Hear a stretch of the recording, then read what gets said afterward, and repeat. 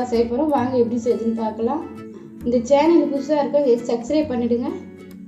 இப்போ வாங்க எப்படி செய்யுதுன்னு பார்க்கலாம்.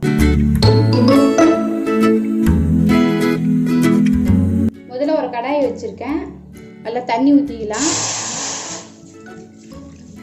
ஒரு சொம்பு தண்ணி. லைட்டாக கொதி வரட்டும். நம்ம பாஸ்தா வேக வச்சு எடுத்துக்கலாம். தண்ணி நல்லா கொதி வருது. இப்போ நம்ம ஒரு பாஸ்தாவை போட்டுக்கலாம். ஒரு கப்பு. இது ஒரு 5 நிமிஷம் நல்லா கொதிக்கணும். ஒரு 5 நிமிஷம் கொதிக்கிட்டு இது ஓரளவுக்கு நல்லா வெந்துடுச்சு. இது இப்போ நம்ம இதை எடுத்து தண்ணி எடுத்து வெடிக்கட்டிடலாம்.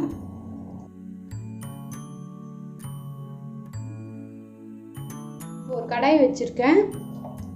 கடாயில்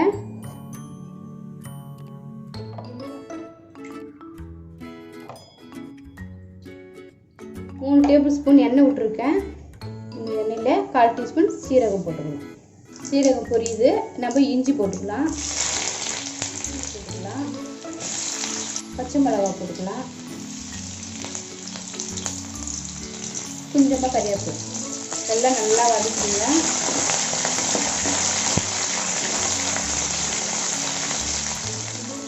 ரெண்டு வெங்காயம் சின்னதாக கட் பண்ணி வச்சுருக்கேன். அதையும் அதில் போட்டுக்கலாம்.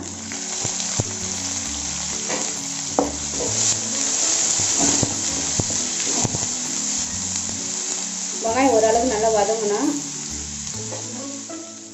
வெங்காயம் நல்லா வதங்கி வந்துடுச்சு. இப்போ ஒரு கப்பு இறா போட்டுக்கலாம். இறாவை நல்லா சேர்த்து வதக்கிடுங்க வெங்காயத்துலேயே.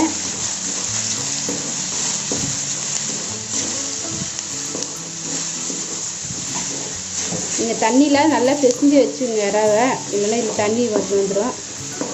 இது ஓரளவுக்கு நல்லா தண்ணி இல்லாத அளவுக்கு நல்லா வதங்கட்டும். இறை நல்லா வதங்கிடுச்சு இப்போ ஓரளவுக்கு. இப்போ நம்ம ஒரு கைப்பிடி அளவுக்கு குடமிளகா போட்டுக்கலாம்.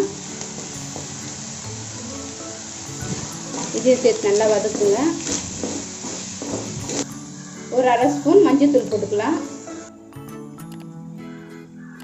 ஒரு 1/2 ஸ்பூன் மிளகாத்தூள், 2 ஸ்பூன் தனியாத்தூள். இதையும் சேர்த்து நல்லா வதக்கிடுங்க. ஓரளவுக்கு நல்லா பச்சை வாசனை போகிற அளவுக்கு நல்லா வதக்கி விட்டுடலாம். ஒரு 1/4 கப்பு தண்ணி ஊற்றிக்கலாம். இதில் மிளகாத்தூள் வாசனை அந்த வாசனை போகிறதுக்கோசம் ஊற்றிக்கலாம். அதிலே நல்லா வதக்கிடுது. இப்போ நல்லா இது ஓரளவுக்கு வதங்கி வந்துடுச்சு. இதில் ஒரு ஸ்பூன் அளவுக்கு சால்ட்டு போட்டுடலாம். இது நல்லா வதக்கிடுங்க. இப்போ இது நல்லா ஓரளவுக்கு நல்லா வதங்கி வந்துடுச்சு. இப்போ இதில் ஒரு ஸ்பூன் கரம் மசாலா போட்டுக்கலாம். மிளகுத்தூள் ஒரு ஸ்பூன் போட்டுக்கலாம். இதையும் சேர்த்து மிக்ஸ் பண்ணிடுங்க.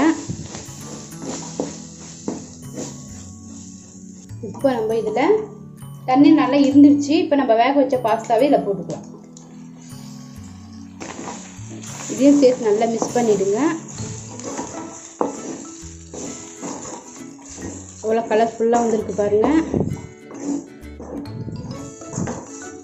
எல்லாம் மிக்ஸ் பண்ணிவிட்டு இதில் ஒரு கைப்பிடி அளவுக்கு கார்ன் போட்டுக்கலாம். கார்ன் இல்லைன்னா பரவாயில்ல, அது ஒன்றும் இல்லை.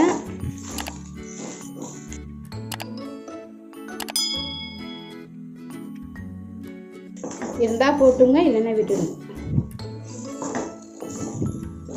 நல்லா ஓரளவுக்கு நல்லா மிஸ் ஆயிடுச்சு. இப்போ நம்ம டொமேட்டோ கெச்சப் ஊற்றிக்கலாம். ஒரு 1/4 கப்பு.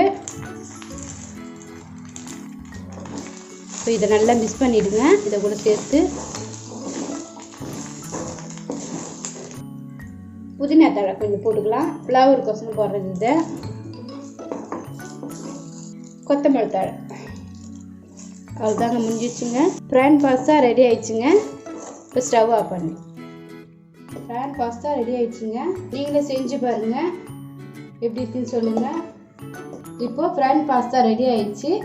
இந்த வீடியோ உங்களுக்கு பிடிச்சிருந்தா லைக் பண்ணுங்கள், கமெண்ட் பண்ணுங்கள், சப்ஸ்கிரைப் பண்ணுங்கள், மறக்காமல் பெல் பட்டன் வச்சுங்க, ஷேர் பண்ணுங்கள்.